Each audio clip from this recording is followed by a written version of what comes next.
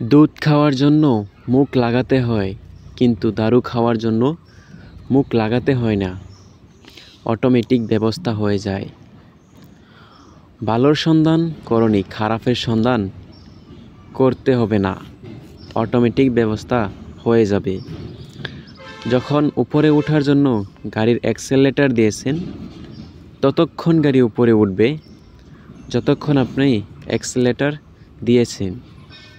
অ্যাক্সেলেরেটর ছেড়ে দিন, নিচে আনার জন্য ব্যাক গিয়ার ডালতে হবে না, অটোমেটিক ব্যবস্থা হয়ে যাবে।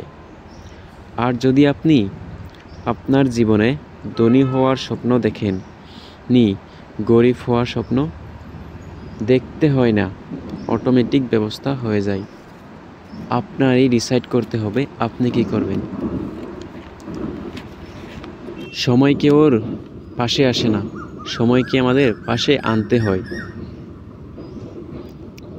সো বন্ধুরা, ভিডিও ভালো লাগলে অবশ্যই ভিডিওতে লাইক দিয়ে রাখবে, আর চ্যানেল নতুন হলে অবশ্যই চ্যানেলটাকে সাবস্ক্রাইব করে রাখবে। দেখা হবে আমাদের পরবর্তী ভিডিওতে।